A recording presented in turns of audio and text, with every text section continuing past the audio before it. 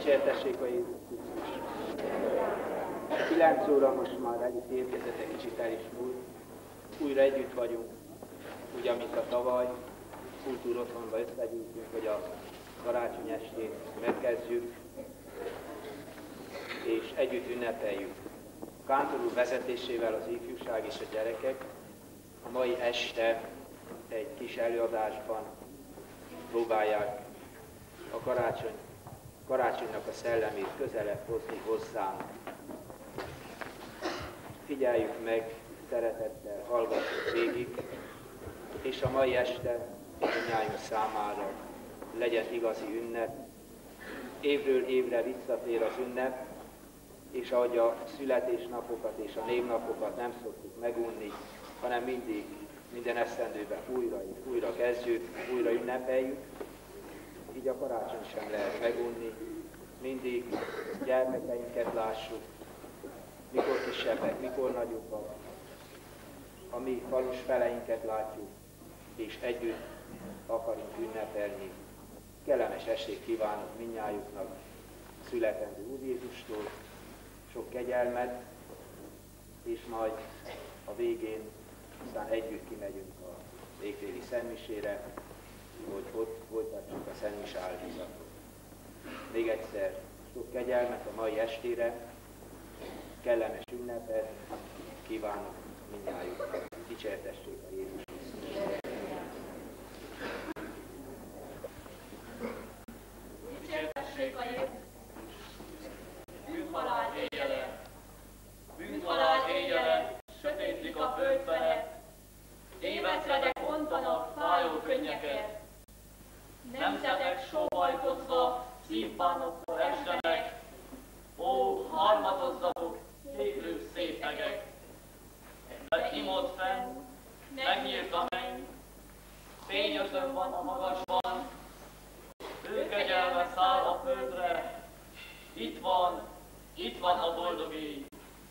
1993 karácsony éjszakáján az adventi fénnyel összeölelkezett a betlehemi csillagfénye, és együtt harsogják: emberek, ébredjetek! Szegény ember ült a sötétben, a hátfalához támasztotta hátát. Fáradt volt és éhes, önmaga elé merett, de nem látott semmit. Amíg így merengett, váratlanul, ismeretlen érintette vállát. Valaki megszólította: Kelj fel és jöjj velem! Ma éjjel megszületett a világosság. Valóban, lassan kezdte kivenni a dolgokat maga körül. Látta, mint árad szét a világosság. Amikor önmagát is felismerte, az ismeretlen követésére indult. Megértette, hogy megszületett a világosság. Szomorúan ült otthonában a bánatos édesanyja, számtalan gond kínoszta, és nem tudta, mit évő legyen. A férjem lelkileg halott. Egyik kocsmából ki, a másikba be. Ez az ő életem. A gyermekeink elhanyagoltak. Alig tudok kenyérre valót keresni. Még fiatal vagyok, s már is elegem van az életből. Otthonunkba senki sem léphet, hisz leültetni sem tudjuk. Nem is tudjuk mással megkínálni, csak szomorúságainkkal, meg könnyeinkkel. Ekkor egy ismeretlen lépett be az ajtón, és így szólt az anyámhoz. Ébreszt fel gyermekeidet, és gyertek velem. Ma éjjel megszületett az öröm. Az anya szólította a gyermekeket, azok pedig készségesen ugráltak ki ágyacskáikból. Mindnyájukat ismeretlen öröm töltötte el, és az ismeretlen követésére indultak. Karácsonyi kis Jézus ma is az örömet, a világosságot hozza ajándékba. Hozza az igazi, őszinte szeretetet. Figyeljétek meg önmagatokat, figyeljétek meg a világot. Szeretet nélkül mi nehéz az élet. Szeretet nélkül koldus, dadogás az egész élet. Karácsonyi pásztorjátékunk is ezt akarja bebizonyítani. Thank you.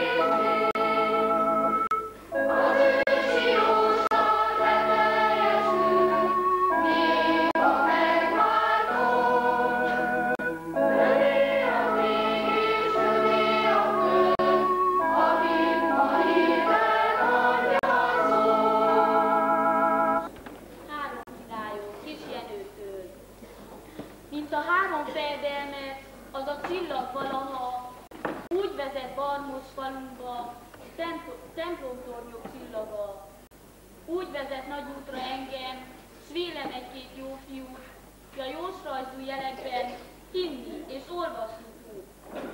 Megszületett hát, ki élt már időtlen idők előtt, ki valótlanul való volt, végre testet ölt. S nem csak szennevét revegjük, meg is fogjuk a kezét. S hagyjuk, tekintsen szívünkig, tiszta nagy gyerek szeme, amit nem von még homályba, a barnok hő leheletbe. Hadd lássa, aki eljött, nem jött ajándéktalan, lássa a szelencés szívünkben, mirha, tömény és arany. Tudod, mit jelent, midőn a királyok indulnak el? Midőn annyi szolga mellett ez is, az is útra kell? Tudd meg, világ, azt jelenti, megértették a jelet, s hogy egy király fényre méltó fenség született. Méltó fenség, szebbítéség, fajták egyszerű fia, kinek előbb-utóbb úgyis szóhoz kell majd jutnia, aki majd kőszárra épít, új világot emeli, ami minél emberibb lesz, úgy lesz annál istenibb. Mind a három fejedelmet, az a csillag alapat, úgy vezet Varmos falunkba, templomtornyok csillaga. Nyomunkban összesugnak, így adják tovább a hírt. Elindultak a királyok, valami nagy készül. Ja. Nekem is sokszor eszembe jut, Gabi. Jobb, ha nem is gondolok rá. Elhagyott pedig nem vétettem neki. Hát mi mit vétettünk? Tanítattuk, házat építettünk neki, mindent megengedtünk, mindent elnéztünk. Mégis elment. El sem búcsúzott. Még csak levelet sem írt. Már 3 esztendeje, hogy oda van. Azt sem tudjuk, hogy hol van. Azt mondják, jár a papa gyengélkedőköz, kicsit rendbe teszem a lakást. Igen, vasárnap kihirdette, hogy meglátogatja a betegeket. Nem voltam vasárnap templomba. Már imádkozni sem tudok. Összetörte a lelkünket ez a legény. Tönkretette az életünket. Ne is emlegesd. Jobb, ha te is elfelejted. Isten magukkor.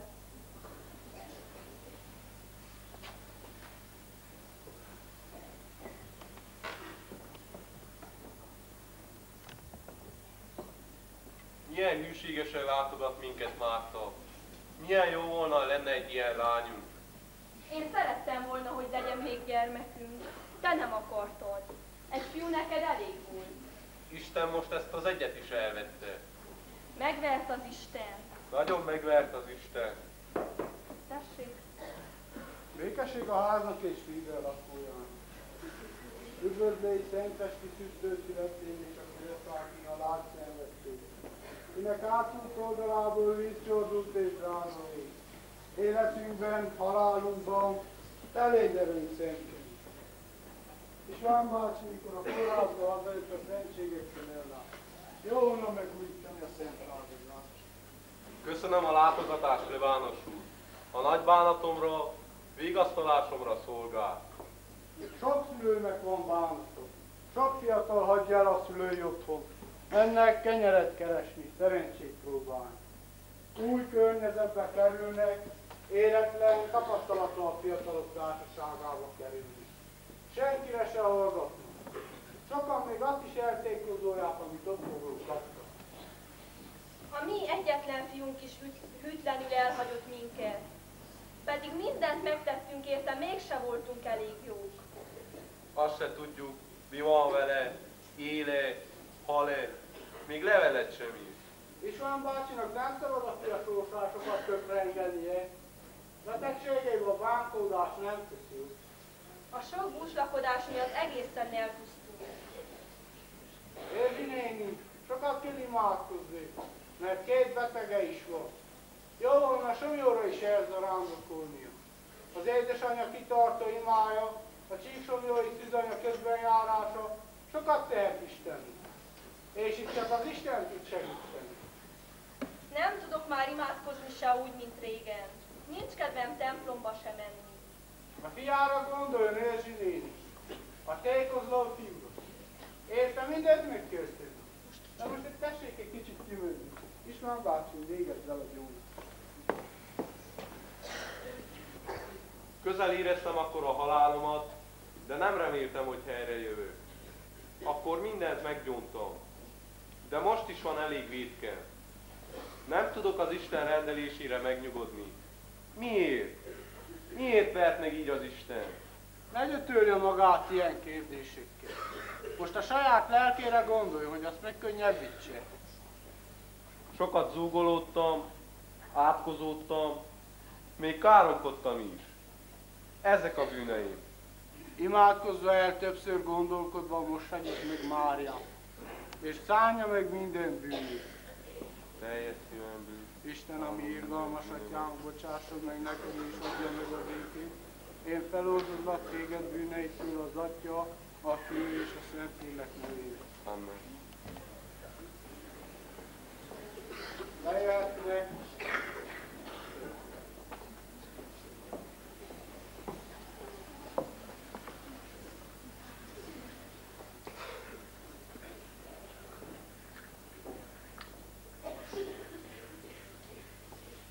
Ime az Isten bárány, ime, aki elveszi a világ bűneit. Boldogok, akiket meghívlak a májára, Jézus, az isteni bárány. Uram, nem vagyok méltó, hogy hajlékomba jöjj, hanem csak egy szóval mondd, és meggyógyul az én lelkem. Krisztus teste.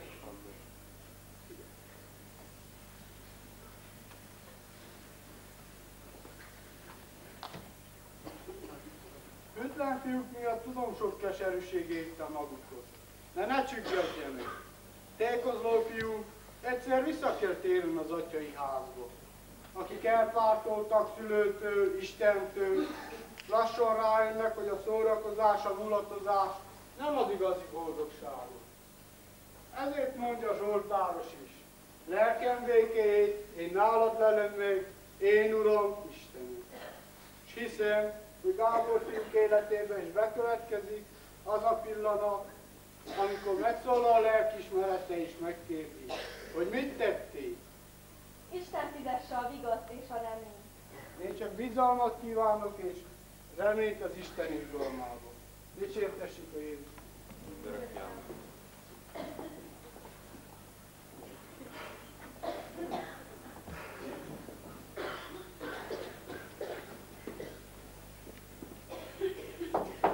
Tessék, Jó napot kívánok!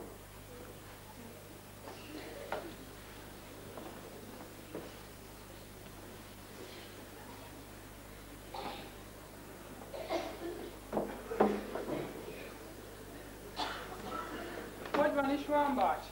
Jöttem, hogy megvizsgáljam. megyek én is. Ne menj el, Márta.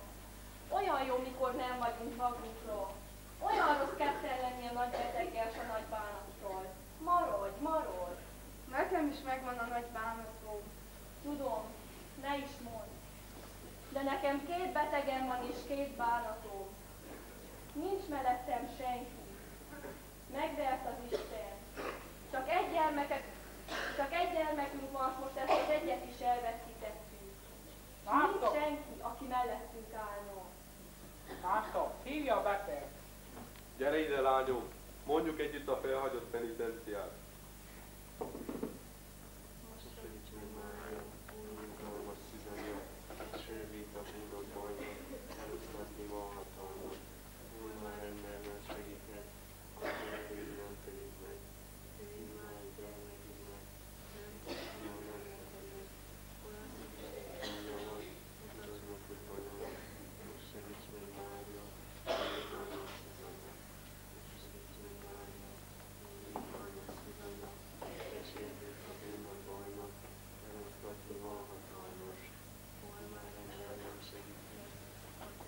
Orvosságot írtam, azt tudja a beteg fontosabb. Legfontosabb számára a nyugalom. Nagyon kérem, vigyázzon a Urára, ha nem akarja elveszíteni. Meg kell mondjam, nagyon rossz és veszélyes állapotban van. Nagyon kérem, hogy őrizzen minden nyugalomtól, megrázkodástól.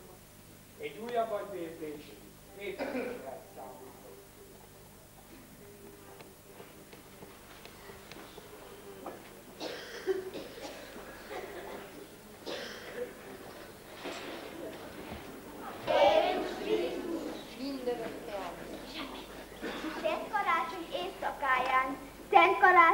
éjszakáján kicsi Jézus hozzágyöttünk, gyermekszívünk melegével, hön imádunk és köszöntünk.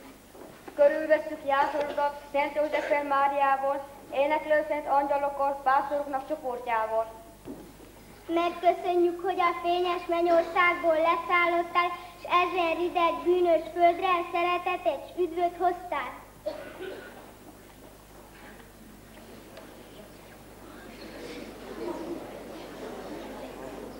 Légy köszönetes üdvözölve, Szent Karácsony éjszakáján, hódolatunk visszhangozzák az egész világnak, a világnak minden táján.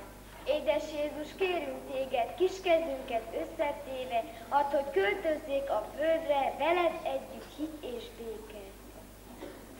Mindenki szeressen téged, kicsi Jézus, add meg nekünk, bűntől, bajtól őrizd minket, áldásoddal maradj velünk. Segítsd a mi szüleinket, akik értünk fáradoznak, akik a mi jó voltunkért dolgoznak és imádkoznak. Add, hogy mi is jók lehessünk, hűségesek Jézus hozzád, legyen békesség a földön és a lelkekben mennyország. Dicsértessék a Jézus Krisztus!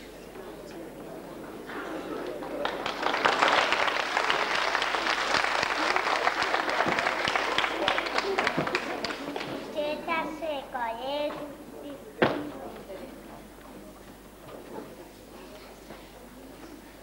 Imádságra nyílik az örömvilág pakatra, a kis Jézus áldva állt, mikor ezt a szép fát.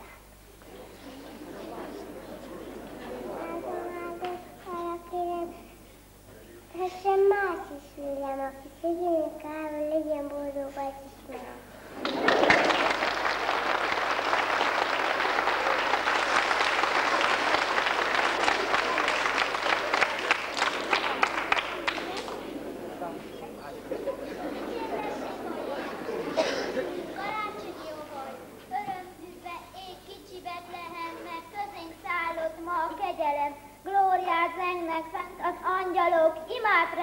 Lent a pásztorok. Isten mosolyra messzire és nagyobb, melegét érzi kicsik és nagyok. Egymás kergetik békesen kezek, mert a földre szállt ma a szeretet. Szívünkben is lobog az ima, üdvözlégy közénk szállt Isten fia. Csillagbetűkkel írjuk az égre, maradjon köztünk mindig a béke.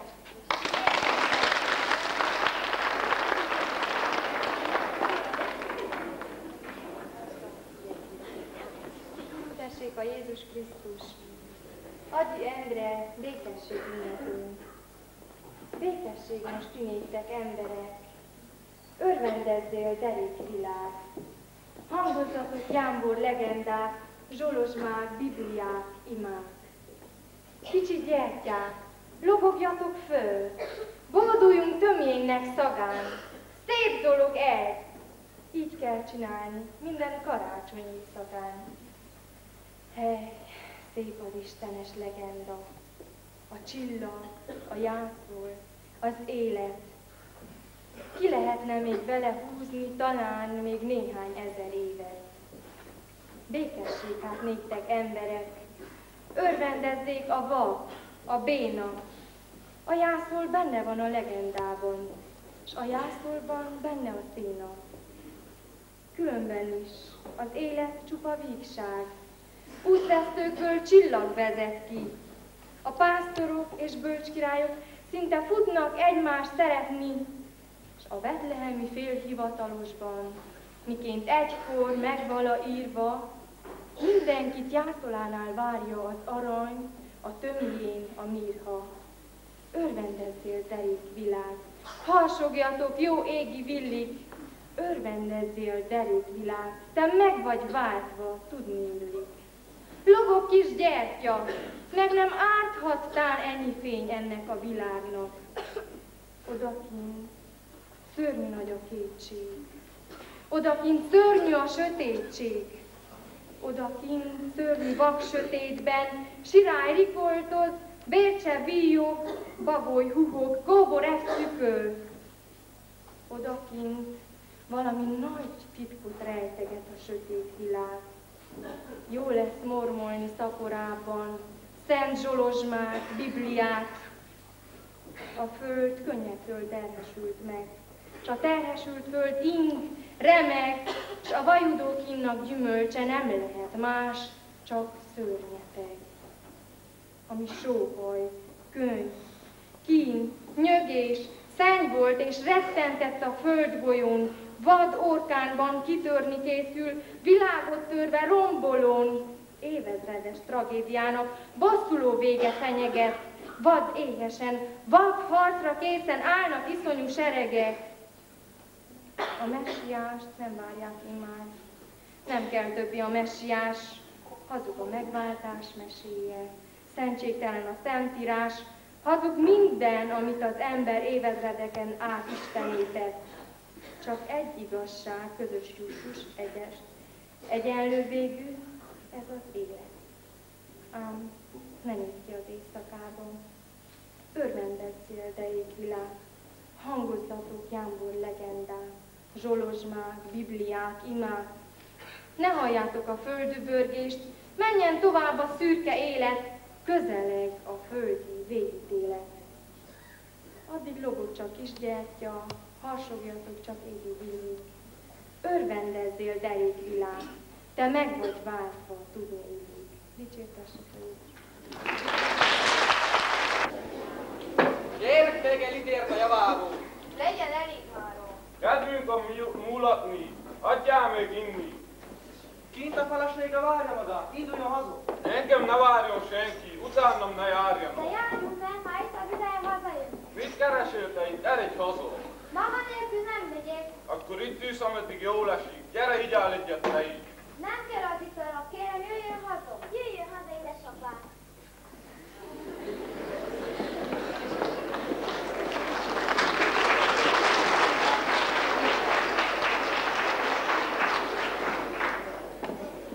No, egyedül maradtam. Dehogy maradtál egyedül, drágám. Itt vagyok én. Alig vártam, hogy tudjak veled találni. Lili, gyere ülj az előmbe, gyere öleljelek, csókoljanak, keresselek. Ne siess, drágám, előbb hadd mondjam el, hogy láttam egy cuki ruhát. Pompásan fog állni rajta, vedd meg nekem. Ruhát vegyek neked? Igen, drágám, adj fizetni. Köszi, kicsit még várjál, szia, puszi.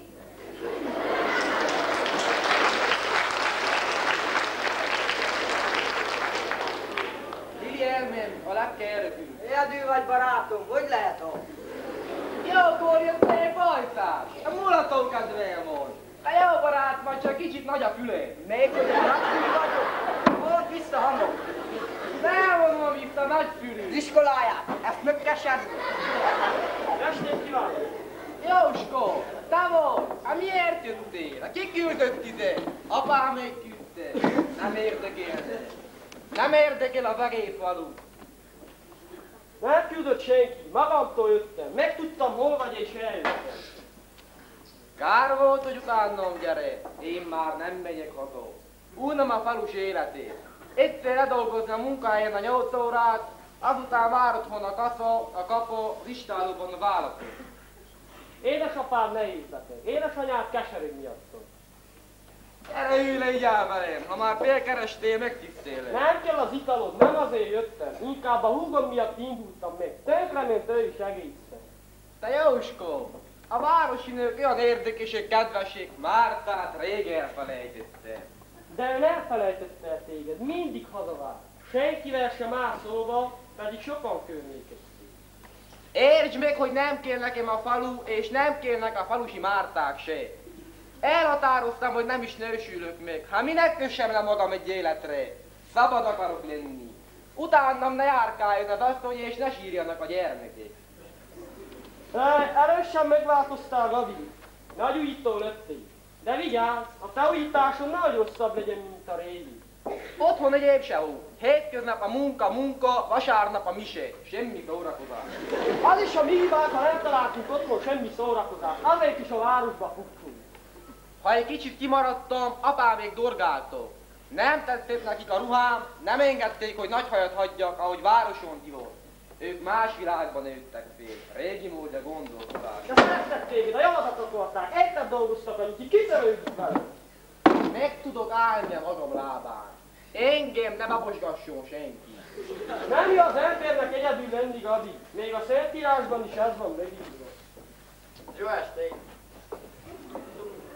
Jókor jöttél, pajtás! Egy kicsit forrazzunk! Kicsit forrazni. Te is jobban tennéd, ha kevesebbet forraznál. Sok ivászatnak nincs sok étel. No te is kezdjél oktatni engem. Ma mindenki a jóra incs meg akar téríteni. Te vennéd a hasznát, ha jó szóra hallgatnál. Mi újság a gyárban? Egy kicsit kimaradtam. Rossz újság van a te számodra, Gabi. Sok hiányzás miatt kitettek az állásod.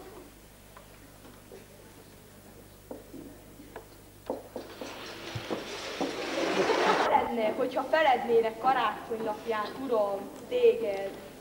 Vakon támolygó koldus lennék, kiből kihúnyt a fény, s az emlék, a gyermekkor karácsonyfája, az ajándékvárásnak bújbája, a halk csengetű szó, az engő zsoltás, szín, hang, tűz, lélek, mind kihult már.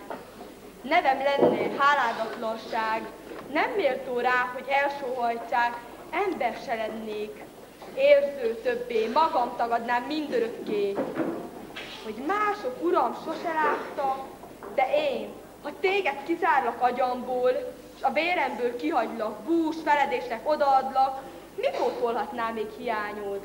Valamiféle új karácsony? Ők is rád várnak, öntudatlan, kik álmot űznek százalakban, de nem lelik, mi melegít. Most én inogjak meg hitemben? Réges-rég szállás vettél bennem, a Betlehemed vagyok, a jászlad, aki téged nem tétovázhat. Szüntesd, uram, hát remegésed, hogy mire fényes ünnepvírod, s megcsap az édes fenyőillat, nálad legyek, nálad egészen. Dicsértessék a Jézus Krisztus!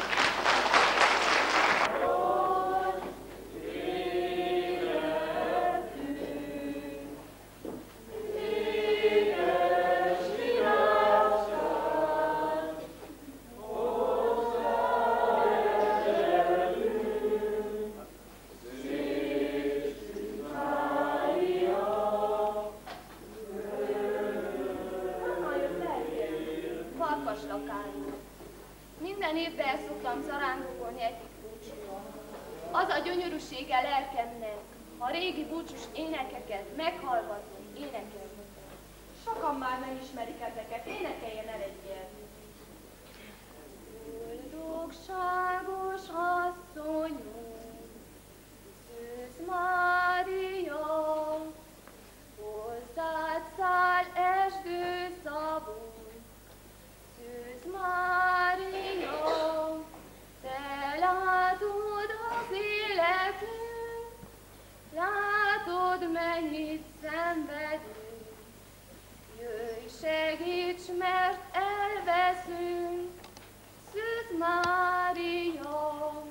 Köszönöm, Isten fizesse. Vigasztalás a szomorú lelkemnek ez az ének. Menjünk a segrestébe, misére valót akarunk adni.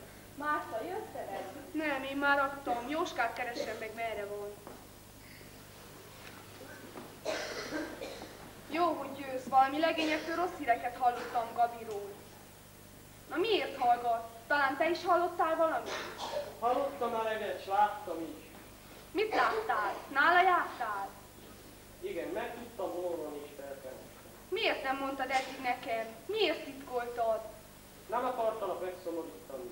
Mondd már, mi van Gabival? Viszákos lett, elzűrött, az állásából is kitettük. Nekem nem üzent semmi. Azt üzente, ne várhatod. Ó, Istenem, most kell megtudjam ezt. Most kell meghalljam ezt. Amikor Máriánál érte imádkoztam, úgy megnyugodott a lelkem. Úgy éreztem, hazajön nem sokára. Még hazajön valamikor. Erzsébet látta, de biztos ő is hallotta, hogy mi van a fiával. De mit csinálsz? Én még egyet járok a biztos. Nem tudom, megyek haza. Csak nem indulsz haza, Széfia. Miért vagy ilyen szó? Mit akar én vele? Miért szólított meg? Bocsánatot kérek, hogy megszólítom, és be sem mutatkoztam. De ez a mézes kalászszívet neked szánta. Nekem? Igen, nekem, mikor a búcsúfiát vettem az otthon maradottaknak, ezt a szívet is megvettem. És arra gondoltam, hogy a legelső szép lánynak adom, akivel találkozom. Te vagy az, neked adom, fogadd el. Nem ismerem, hogy fogadjam el. Gyere egyet járjunk, a kedvet tartja, megismerhetem. Hová indultál már te az ismeretlen regénnyel? De ki vagy, ha szabad kérdezni, hogy szemváltál velünk? Az ő bátyja. Ó, bocsánat, kívánjátok, hogy bemutatkozzak? Mondjam meg a nevem és a foglalkozásom. Akkor még nem tudjátok meg, hogy kis mi vagy. Egy búcsújáró vagyok a sok közül. Szüleimtől tanultam, hogy illik minden esztendőbe eljönni ide a jó Máriához. Eljöttem, misén voltam, áldoztam, a Máriához feljártam, kéréseimet elmondtam neki, most egyéb dolgom nincs, járok egyet a búcsúsok közül. Mit kért a Máriától, a szabad kérdezni? Ilyesmit nem illik kérdezni. Megmondhatom, ha már beszédbe keveredtünk. Azért imádkoztam ezen az ünnepen, hogy az Isten rendeljen egy jó élettársat nekem. Nekem nem is jutott eszembe, hogy ilyenért is imádkozni kellene. Úgy gondoltam, hogy lesz egy hűséges élettársam, de elvesztettem örökre. Hagyd ezt most, Márton. Úgy látom, fiú, nincs rossz szándék, hogy gyertek, menjünk, ahová indultatok. Én megyek haza. Ilyen hirtelen. Észrevettem, hogy nagyon elszomorodott. Miért te? A sekrestében falunbeli asszonyok sugdosódtak. Feléjük mentem, s egyszeribe elhallgattak. De a fiam nevét meghallottam. Valami rosszat hallhattak róla, s nekem nem akarták elmondani.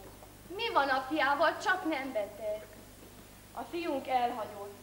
Felneveltük, iskoláztattuk, érte éltünk, s dolgoztunk, s mégis elhagyott. Elment egyetlen búcsúszó nélkül, még csak levelet se írt. Sok fiatal nem értékeli a szülőket. Nem tetszik soknak a munkás élet. Nem szívlelheti a szülők fenyítéseit.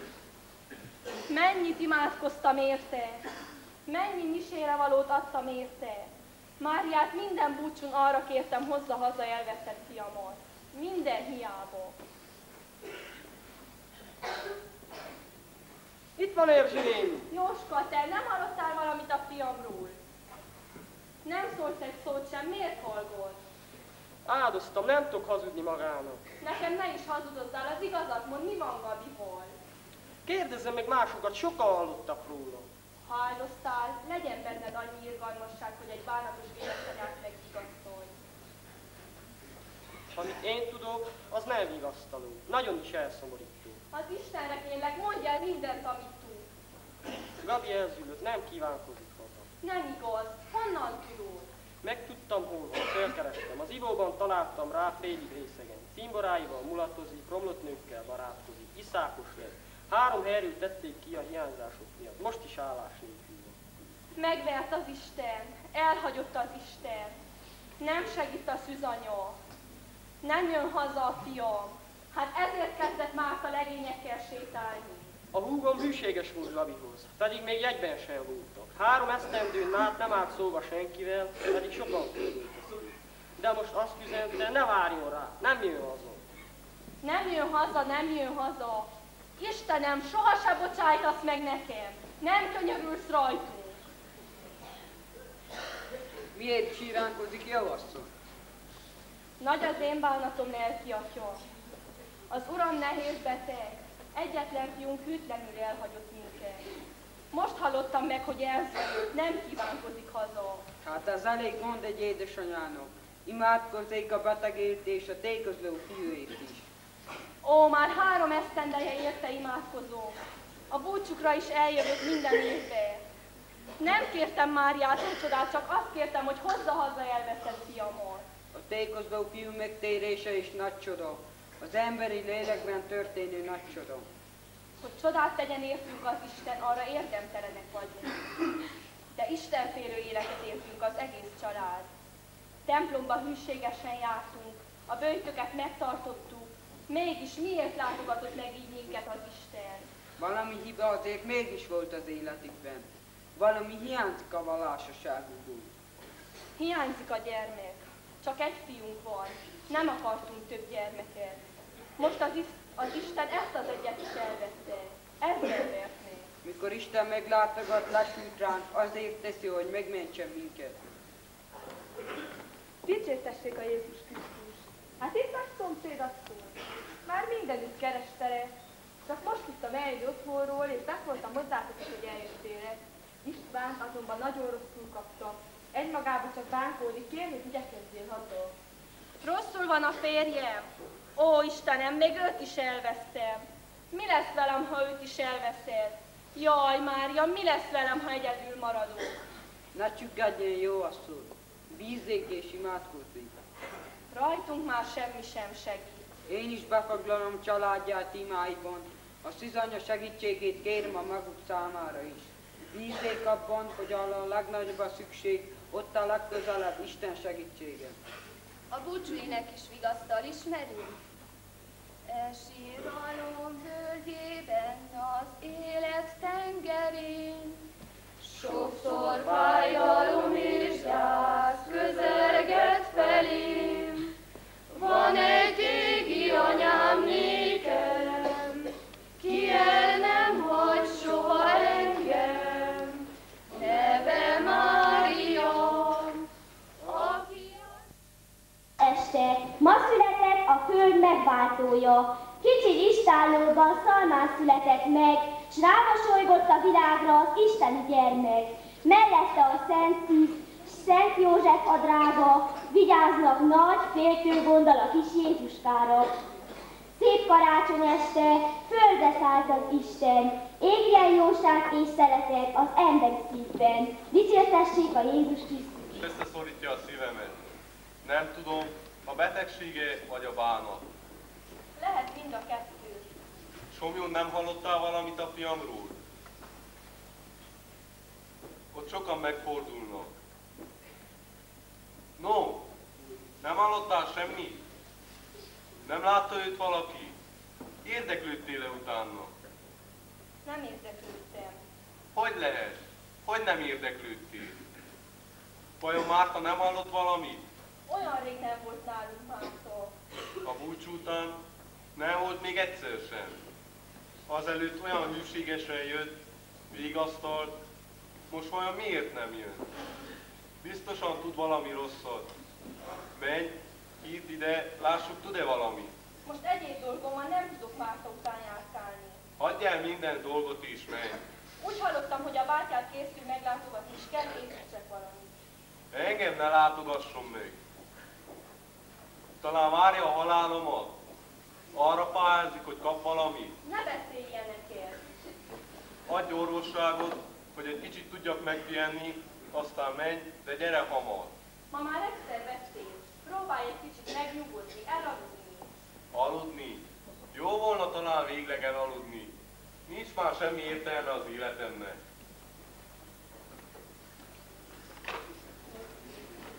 Jó napot adjon Isten!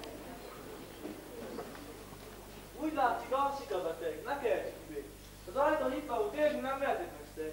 Úgy látszik, nehéz beteg. Vajon végrendeletet csinálték? Nekünk valamit hagyotték. Nem, nekem, de azt most asszuk. Az ősvány megmaradt. Nem elégített ki téged.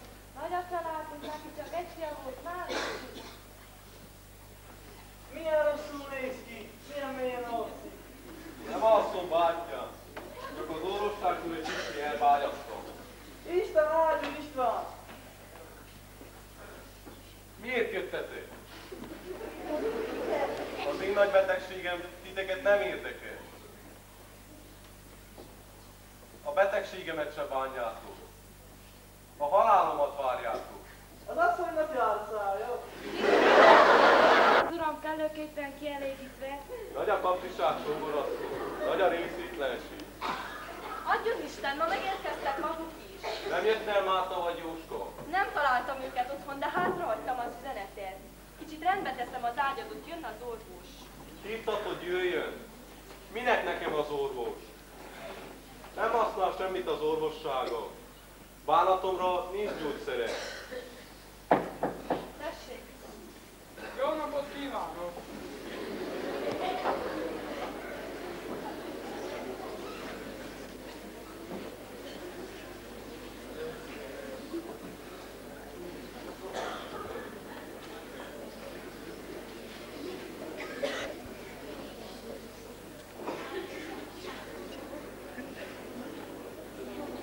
Hogy van István bácsi?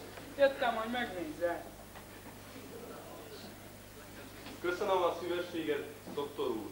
A gyógyszereket szedte rendesen. Ma nem kellett neki semmi, a tegnap sokat bevért. Kérem, hogy pontosan szedje az orvosságot. Ne vegye rossz néven, doktor úr, de nekem nem használ semmi. Az én nagy bánatomra nincsen gyógyszere. Azt tesz a sírba engem.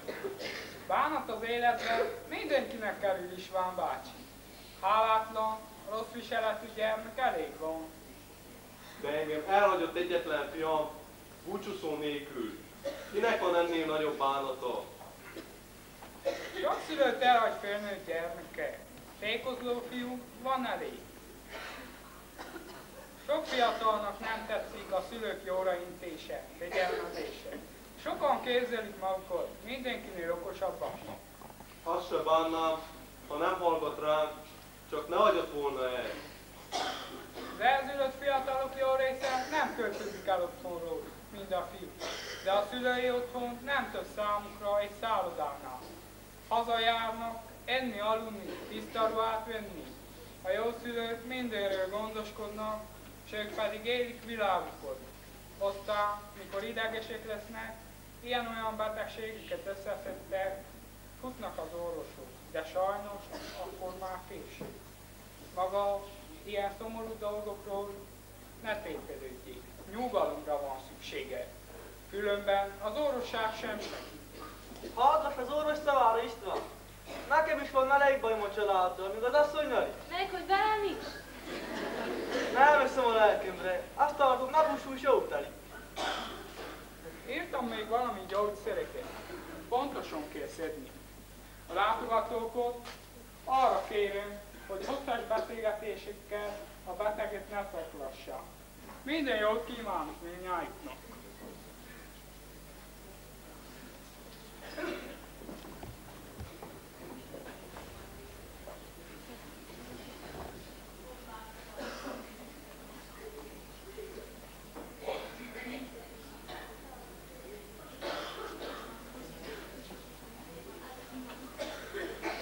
Nagyon rossz állapotban van a beteg.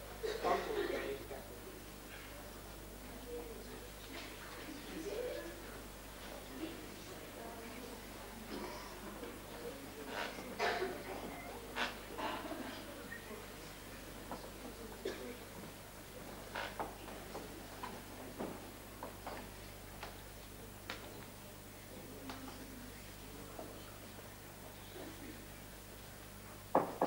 Tessék! Adjon Isten, keresett elsőnék is eljöttünk. Hívtalak, hogy megkérdezzelek, mit tudtok a fiamról? Újabbakat mi sem tudunk annál, amit a levelekben meg. Levelet ír? Asszony, hol a levél? Mit ír? A tűzbe tettem.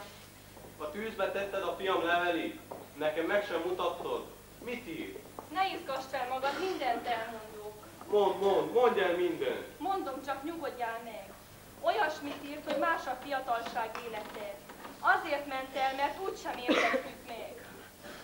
Márta, neked mit ír? Nem írt újat, csak azt, amit már megüzen. Neked üzen? Nekünk nem üzen? Kivel üzen? Én jártam nála.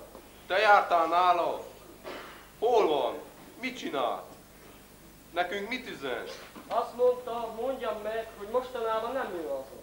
Jaj, Istenem! Mi van veled, István? Hozom az orvoságot, hívjátok hamar az orvost a papot.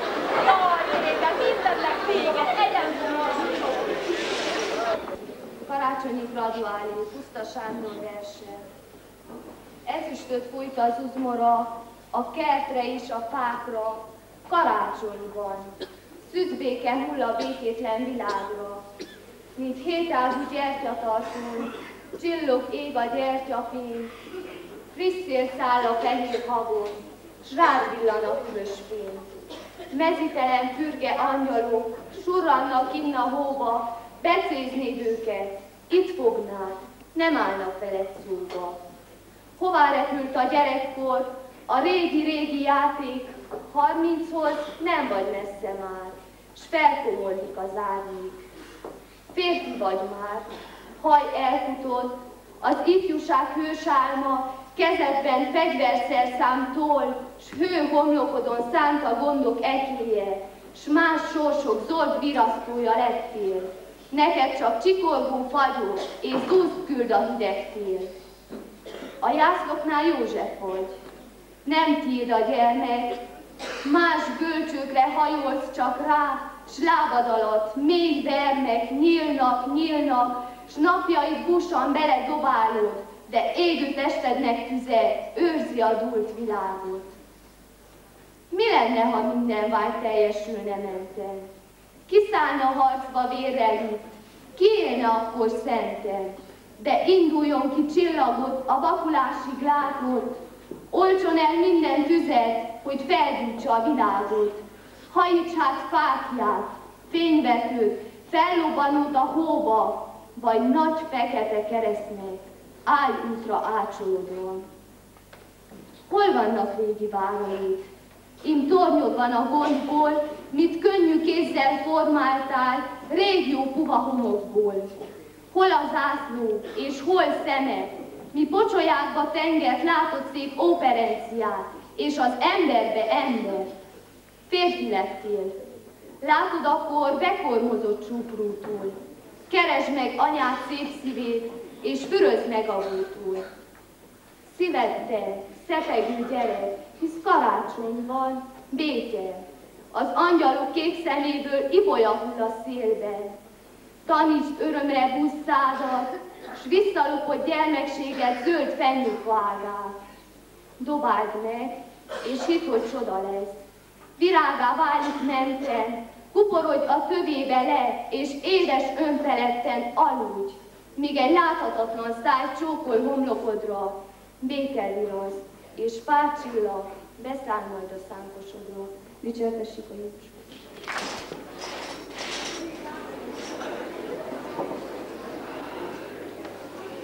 Kérek még italot! Mondtam már, hogy hitelben ital nincs. Tud-e valami jó állást? Jó állásokat nem az ilyen könnyen szákosoknak tartogatják. Hát megültették már. Semmi köze hozzá. Fágabikám, rég nem láttalak. Tudod, mit láttam ide jövet a kirakatban? Sejtén, valami új ruhát.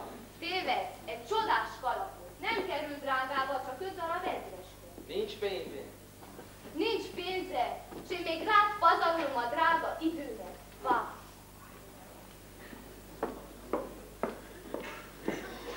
Mondtam már, hogy menjen haza, és még mindig itt van. Itt nincs várótere. Nincs hol menjek. Mindenük kiviselte magát. Szülei, testvérei nincsenek? Testvérem nincs, szüleim is csak voltak. Meghaltam? Elhagytam őket, eljöttem otthonról. Régi mód a gondolkodású, sokat készítettek, szabad akartam lenni, boldog szerettem volna lenni. Elzülött teljesen. Lehet, hogy kár volt otthonról eljönni. Semmi se úgy sikerült, ahogy elképzeltem. Senki se törődik vele. Lili is elhagyó. Né, ott valami étel maradék, szörnyű és hagyó. Hé, mit csinálunk? Valami étel maradékot találtam. Az ételmaradéknak hagyom végig, azt a disznóknak Hát én már lassan érdemben nekem, hogy a disznóknak adnom. Hé, fiúk, keljetek fél, mit alusztok? Éhes vagyok, szomjas vagyok. Mi a baj? Mit nyugtalan? Hát rendé valamit rajtad a só. Rendé, neked a szamsi. Neked van egy pénzé. Még között hozzá? De nem akarsz kölcsön kérni. Gabi azt akarja, mi fizessünk. Van ez? Ne.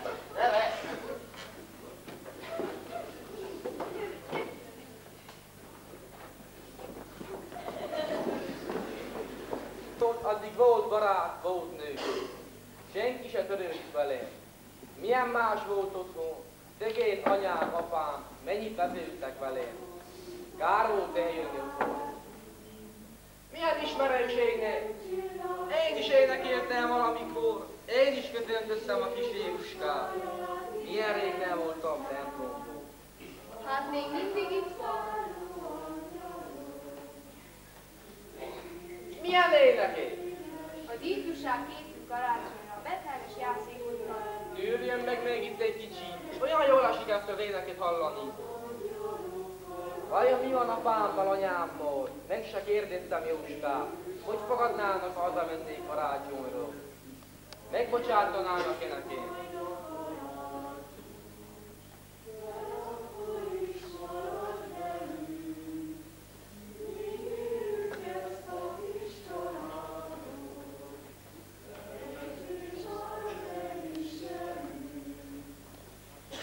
Jól megírta ezt a magyar költő. Bántja lelkém a város durva zaja, de jó volna ünnepélni odahaza. De jó volna tiszta szívből, úgy, mint régen fohászkodni, de jó volna megnyugodni. De jó volna mindent elfeledni. De jó volna játszadozva gyermek lenni, igaz hittel, gyermekszívvel, szüleimmel kibékülni, az Istennel kibékülni.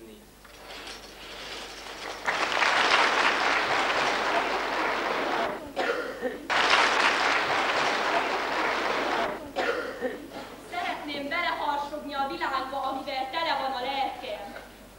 Szeretném ezt megtenni olyan dübörgő csendességgel, hogy mindenkit felrázzon, de senkit se zavarjon, hogy mindenkit boldogítson, mindenkit átjárjon, betöltsön, de csak is szépséggel, jósággal, örömmel. Fülsüketítő lobogással indulnak útnak az űrhajók, de van karácsony. Vakítóan és életet mérgezően robbannak a kísérleti atom és hidrogénbombák, de van karácsony. Dübörögnek a munkahelyen a gépek, de van karácsony. Istentől és egymástól menekülnek, rohannak az emberek, mégis van karácsony. Bár a hétköznapi robotos élet, amelyik nem tud ünnepelni, nem vesz tudomást róla, mégis van karácsony. Van karácsony, mert azon a közönséges, feltűnés nélküli, akkor még hétköznapi éjjel eljött az Isten. Mert Jézus Krisztus született, elküldötte az ő szent fiát Istenünk. Igaz, semmi sem volt ünnepélyes, istáló, jászol, egyszerű pólya, ácsmester ifjú jegyesével, de ott volt a nyöszörgő gyermek is. És a gyermekben frigyre léptek égi és földi dolgok, istenség ember lett. A világ észre sem vette. Adtak, vettek, örültek, bűnhődtek, de vele nem törődtek. Csak akiket érdekelt az Isten, a lélek benső szépsége, a vallás öröme, a pásztorok jöttek hozzája. Igen, van karácsony. Minden embert szólít az Isten. Választásban mindenki egyén, mindenki személy, mindenki önmaga. Senki sem pótolhat valaki mást. Senki sem helyettesíthető. E szólításra adott feleletünk, legszemélyesebb életművünk a Földön. Ezért mondhatjuk túlzás nélkül, hogy Isten hozzánk intézett hívása, megváltásunk léte tőlünk függ. Tőlünk függ, hogy igazán, komolyan higgyünk. Mindenkihez szól az Úr. Bátorság, kelj fel, hív a karácsonyi földre szállót. Örömtűzben ég a küzletlenem, mert közénk szállott ma a kegyelem. Glóriát zengenek fent az angyalok, imát rebegnek lent a pásztorok.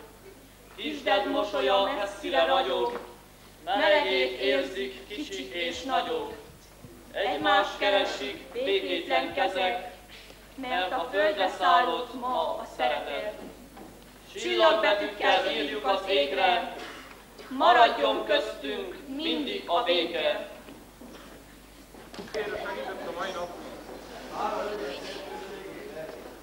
Melyen, mint a bentjártál a városban, mi írva? Van elég, császár összeírás lehet. Ezzel vajon mit akarod csinálni? Az összeírásra mindenkinek oda kell mennie. A családja származik. Anyja név Betlehembe, szállás se lehet kapni. Arról beszélnek, hogy közel van a messiás eljövetele. Bár csak küzdene el az örökkévaló messiás, hogy megszabadítaná a népet a gőgös rómaiaktól. Későn jár az idő. Fohászkodjunk a felvalóba és térjünk nyugovók.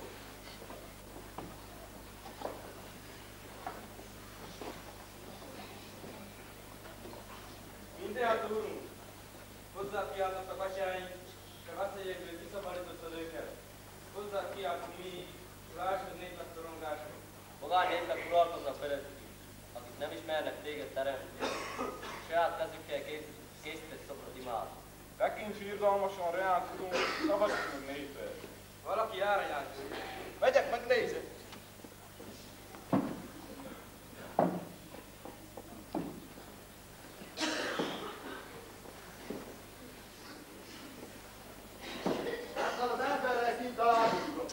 Adjon Isten szerencsés estét pásztorú! Adjon az úr! Szegény megtévedt ember vagyok.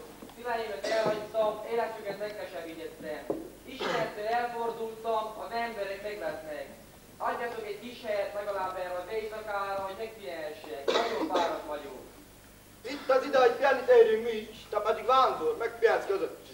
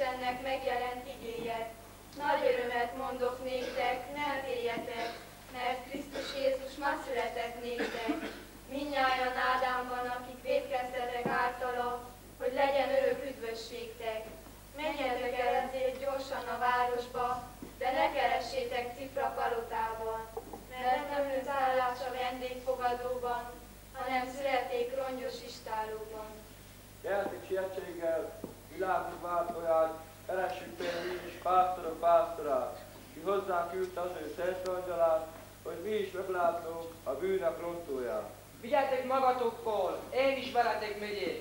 Megkérem a kis Jézust, hogy bocsásson meg nekem, és vezessen ha belhagyott szülőfalumba a hargit alá.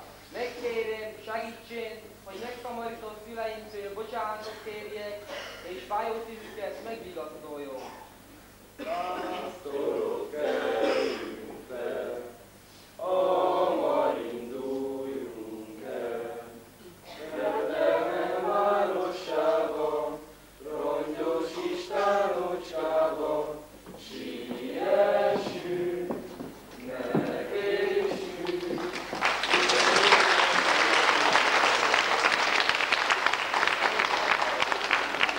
Pásztorok,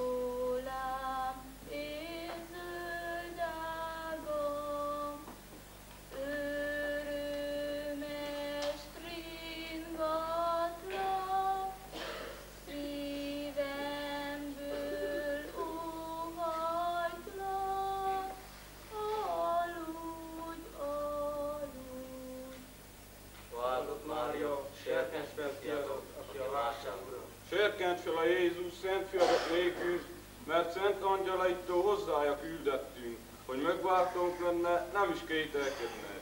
Serkenykkel, fiam, miért szenvedsz ennyit? Hogy így nagy rabságban minket nem hagytál így? Honnan érdemeltük mi bűnösök ennyit? Így szegénységben miért születtél így? Én a jó voltodért tanéket mit adjak, édes kis Jézusom, előtte mit nyújtsak. Nagyobb ajándékkal innen táplálhatlak, hanem a jó bőrrel mostan betakarlak. Édes kis Jézuskám, fejőpásztor vagyok, az én jócskáim az Istentől vannak. Kérlek, vedd jó néven a kis ajándékom, azt én felségednek nagy jó szívvel adom. Édes kis Jézusom, szép báránt hoztam, legelső fajzatnak ezt az egyet tudtam. Ezt is Jézustól még nem sajnálhatom, mivel a többit is Jézus által kaptam. Gyere, te is adj a kis Jézusnak ajándékot. Nem látod, hogy mindenki tőle elhagyatott? Jönnék én is, ajándékot adnék én is, de semmim sincsen. Mindenemet eltékozoltam, lelkem szennyes, szívem üres. Ide jöjjön, aki szegény, itt fakad a szívben remény. Ide, akit sújt a bánat, itt feléje vigaszárad. A bűn útjára tévedtem, Istentől megfeledkeztem. Jó szüleim életét megkeserítettem, tönkretettem. Jöjj közelebb, Gábor, hadd simogassalak meg. Anyai kezem érintésében benne van Szent Fiam kegyelme. Remélhetek-e még bocsánatot a mindenhatótól? Visszafogadnának-e megbántott szüleim? A tékozló fiút a szerető atya mindig visszavárja. Szent Fiam minden eltévehettet haza akar vezetni. Az ég ellen és szüleim ellen nagyot vétettem. Megbántam, amit tettem. Indulj haza, Gábor, indulj haza! Édesanyád vérző szívvel, könnyes szemmel érted imádkozik. Reménykedve várja, hogy hazatérjen elveszett fia. Most segíts meg, Mária, ó irgalmas. Indulj haza, Gábor, Isten házába vár mennyei atyád. Jó szüleid otthonában vár szerető édesanyád. Indulj haza, Gábor. Nagy örömmel most született, aki urának föllepedett.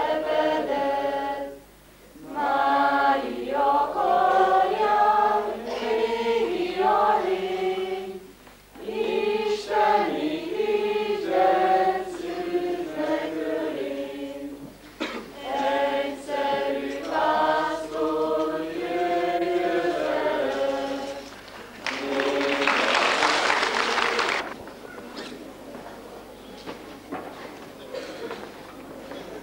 Krisztus, Jézus születése, eljött a karácsony messiási fénnyel, egy kisgyerek született betlehemi éjjel. Kisjászorban nyugszik az isteni gyermek, és egy égi csillag a barlangra fényt vet. Barlang közelében éppen azon este néhány ifjú pásztor nyáját legeltette. Barlang közelében éppen azon este néhány ifjú pásztor Jézuskát kereste. És meg is találták, kit régen vártak, s kit a jászol előtt hódolva imádták. Dicsértessék a Jézus Krisztus! Nem is gondoltam, hogy nekem is karácsonyom lesz. Hogy jutott eszedbe, Márta, hogy nekem is fát hozzál? Valami azt súgta, hogy oda kell egy kis karácsonyi örömet vinni, ahol a legnagyobb a bánat. Olyan rég nem jártál nálom, te is elhagytál engem. Az üzenet s a levél után el akartam felejteni Gabit, azért nem jöttem ide sem. Itt minden ő rá emlékeztet, az emlékek pedig fájdalmat okoznak. Közös a fájdalmunk, közös a bánatunk. Ezen a szentestén nem szabad szomorkodni. A betlehemi kis Jézusra kell gondolni, aki örömet és szeretetet hozott a földre. Kihűlt az emberek szívéből a szeretet. Még szülői szeretet sincsen már. Tegnap kint jártam a temetőbe, átöleltem a keresztfát, s azt mondtam: István, vigy magaddal, nekem úgy sincs már senki. Mária szívét is fájdalom tőre járta át, mégsem tört össze, még a kereszt alatt sem. Hallottam egy szép Mária éneket, kinek szívét a megígért ő által járja. Mária,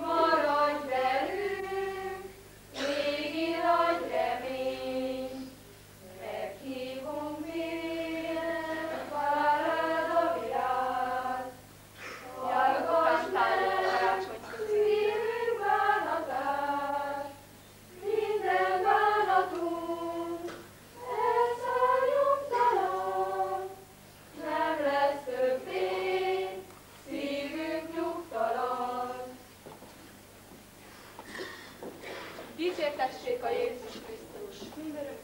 Szabad a karácsony köszöntelni! Szabad, szabad! Áldom és dicsérem a seregek urát, hogy megadta a évneve karácsony napját.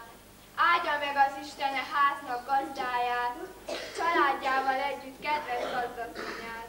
A Krisztus angyala eljött ma hozzátok. Ma is egy hírt hozott, mely így van. Halljátok!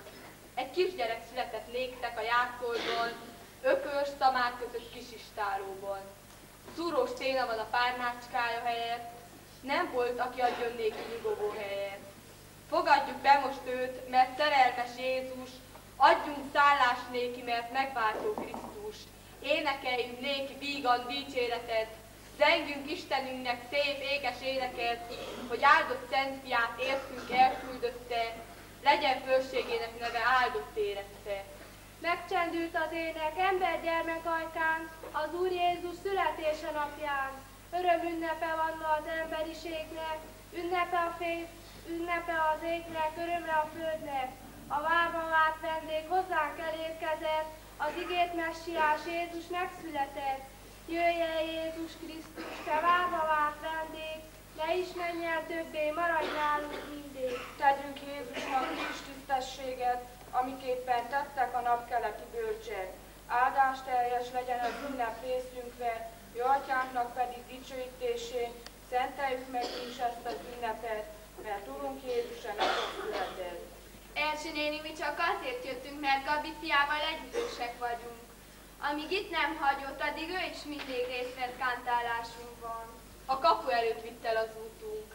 Nem állhattuk meg, hogy most, amikor István bácsi is itt hagyta, és Gabi fia is annyi szenvedést okozott, ne osztunk volna egy kis karácsonyi örömet. Köszönöm, lányaim, köszönöm jóságotokat. Tartsátok meg ősi hagyományainkat, és soha se szomorítsátok meg szüleiteket. Elénekelünk még egy karácsonyi éneket. Sok egy szép rózsavirág, kiló régen várt az egész világ.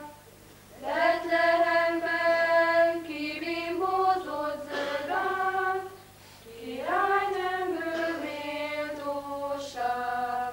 Nemes házgazda, maradj békességben, egész családoddal élő egészségben. Megbocsáss, ha vétettem csekély versemben, egykor majd örvendezz a fényes regekben. Dicsértessék a Jézus Krisztus! Jézus megszületett, örvendjünk, elküldötte ő szent fiát, Istenünk. Betlehemben fekszik rongyos jászolban, azért van oly fényesség a városban. Kívánok én is tiszta szívemből boldog karácsonyt. Köszönöm, jó Márta. Kívánok neked is egy boldogabb karácsonyt. Isten fizesse kedves megemlékezésedért. Isten áldjon.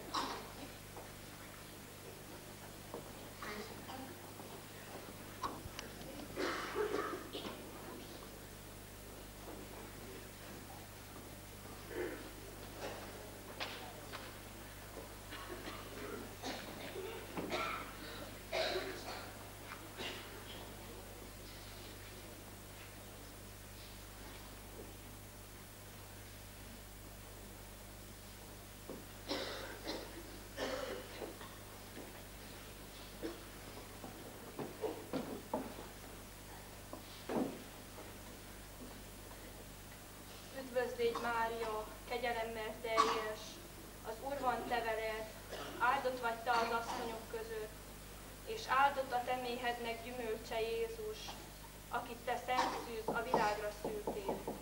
Tessék! Dicsértessék a Jézus! Mindörökké amen. Ki vagy te szegény legény? A szentestén úton vagy? Nincs otthonod? Befogadlak erre az estére. Olyan egyedül vagyok, senkim sincs. Vacsorázz velem. Nem ismert még. Nem mondhatom, hogy ki vagyok. Összetörném a szívét, ha megtudná, hogy a koldus rongyok fiát takarják. Köszönöm, asszony, tovább kell mennem, nem maradhatok így. Milyen ismerős ez a hang? Én fiam vagy, megismerlek. Anyám, édesanyám, bocsásson meg nekem, én vagyok a hálátlan tékozló fiú.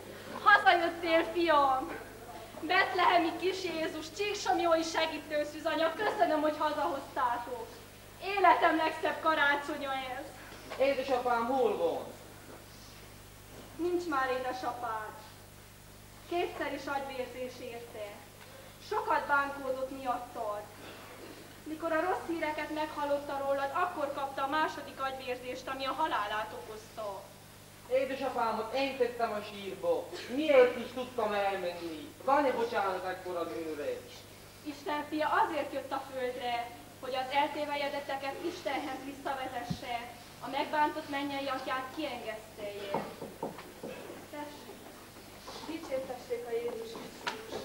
Erzsébet, ezt hallottuk, valaki jött magához. Belépünk, nem meg a bírt hazalátogatóba. Hazajöttem, nem csak látogatóba, hanem végképp. Kérlek, fogadjatok itt a társaságotokból. Hazajöttél, Gabi! Öltöz ünneplődött, fiam. Megyünk az éjféli misére, hogy hálát adjunk érted a Jóistennek.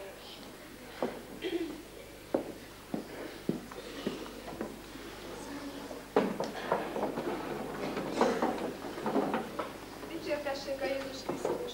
Megyek az éjféli misére, gondoltam, szólítom Erzsi nénit, menjünk együtt, de látom, ki megelőztetek. Márta, hazajött a fiam! Hazajött, Gabi! Hol van? Készül az éjféli misére. A legnagyobb ajándékot ezen a szentestén Erzsi néni kapta. A karácsony örömet hozott ebbe a szomorú otthonba.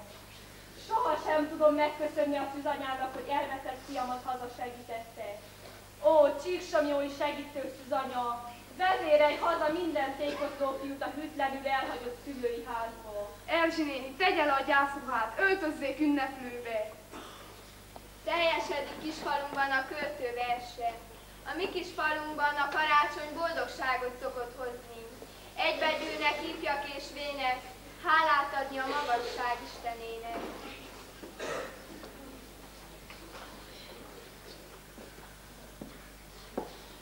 Hazajöttél, Gabi!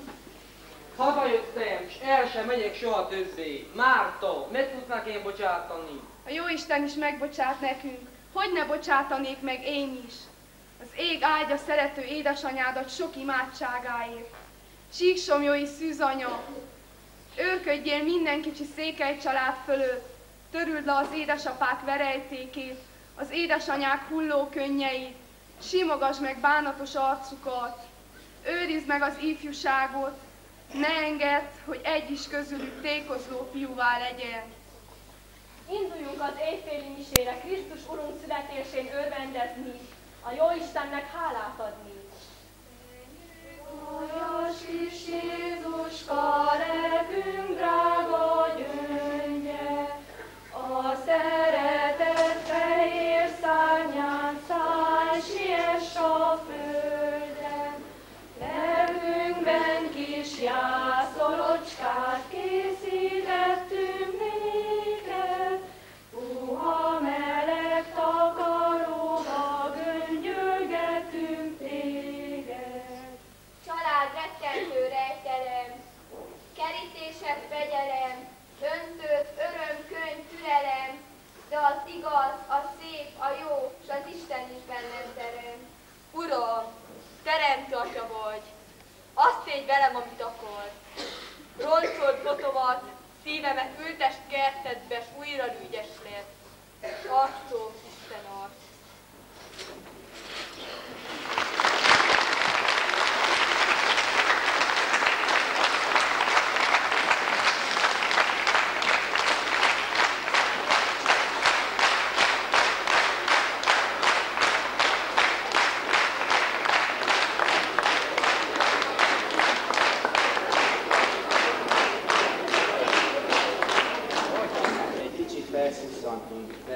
Szeretnénk azt mondani, hogy kicsi Jézus az a segítettes a szűzanya, a Gábort. Sajnos ugye az édesapja már nem élt, az édesanyja ölelő karjaiban. Hát ez a szép színdarab azt akarta kifejezni, valóban a család együtt kell legyen, együtt kell éljen, és egymást kell szeressék, mert mindenki felelős mindenkiért. A gyermekek különösen felelősek a szülőkért. Megköszönöm még egyszer a mai este a fiatalságnak, gyermekeknek, ifjúságunknak, hogy a szép előadást, színdarabot, szavalatokat és az énekeket előadták. Ezt mindnyájunk nevében köszönöm meg, a kántor úrnak is, aki sokat tett, és ő irányította ebben az esztendőben a gyerekeknek a szereplését, besegített, Isten fizessen neki is.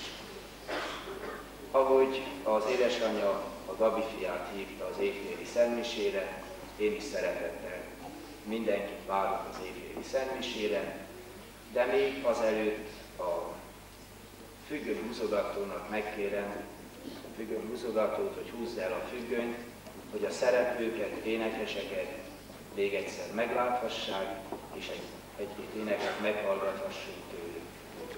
Dicsértessék a Jézus!